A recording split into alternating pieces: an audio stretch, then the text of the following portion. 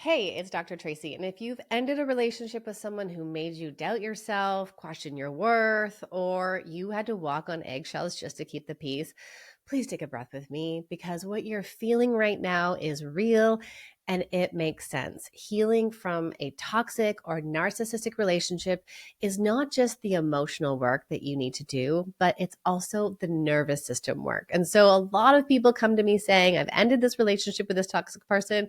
What do I do next? And that's exactly what I'm answering here. So, when we're in a relationship where we're constantly shamed, blamed, dismissed, or made to feel less than, every time we make a mistake, your nervous system learns something. It learns mistakes aren't safe, disagreements aren't safe, my needs aren't safe. And here's the thing. Neurons that fire together wire together, meaning when those hurtful moments happen over and over again, the body develops this reflexive response even long after the relationship ends. Here's what I mean when I say neurons that fire together, wire together. For people who are listening, I want you to imagine I'm holding out my two fingers. So my first finger is that you make a mistake. The second finger is the experience of shame or blame or being dismissed by your partner.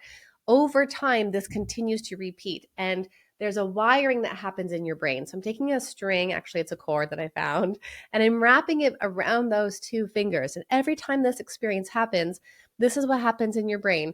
You make a mistake, you have a disagreement, then you learn it's not safe to have that. And again, this is what we mean by neurons that fire together, wire together. So now, when you've left the relationship, or maybe even with a new partner, when something doesn't go perfectly, when plans change, when you forget something, when emotions rise, your body reacts as if you're still back in that old situation. That old wiring lights up just like it did before. And I want you to hear this clearly.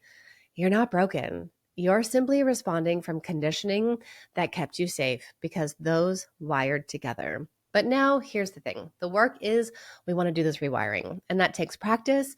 It takes compassion and patience. And anytime I work with clients, I remind them that this is taking a long time, moment to moment.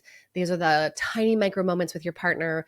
These are when things go off the rail and you have to practice one of these things. I'm going to leave you with 3 things here to do, but this isn't something that just goes away overnight. And I just can't help but emphasize that you're not broken, but you were in a really hard experience before and it impacted you. So here's what I want you to keep in mind. 1, when something goes wrong, give yourself a heavy dose of I am still okay.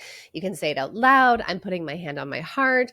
You just need to let that new message meet that old wiring. That's how the new rewiring starts. It's not through perfection, but it's through repetition so that you learn. I'm holding up my fingers again and wrapping the wire around that when I make a mistake, I am still loved and safe. And those two things can get wrapped around together. 2, practice safety with your partner or with someone who feels safe. So here's the thing. For many of my clients who have left toxic relationships, this really is uncomfortable at first. Trusting again is really hard. Letting someone in, letting your body settle, looking at your partner and remembering they are not that person who hurts you repeatedly. This is not about you and your lovability the way that old person made it all the time. So I love when couples can try simple co-regulation exercises. So I've got one here the next time something gets heated or tense. So pause the conversation.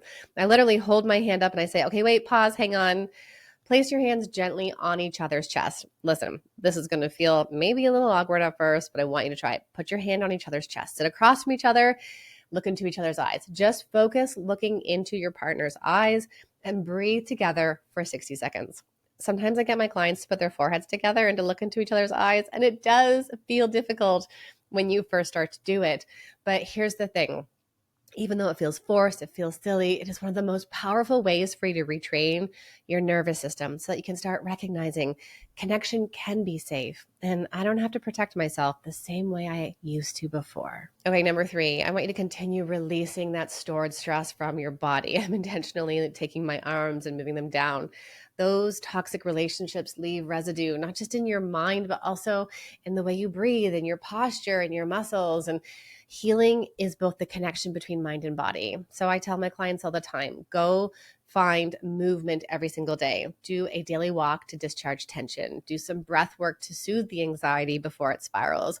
Lean against the wall, feet planted, and feel your shoulders and your head and your back touching the wall, or shaking your hands and moving that energy through you. These are small practices, but they can help your body learn this new baseline of safety. It's so important. And finally, I've already tapped on it here, but self-compassion is your anchor. You didn't imagine what happened. You didn't overreact. You survived something deeply dysregulating, and now you're learning to live differently. Healing isn't linear. It's not just going to happen with the next partner because you've chosen someone new. There are going to be old patterns that flare up. When you hear something that reminds you of your past, you have to choose not to go back there, but instead find safety in this moment.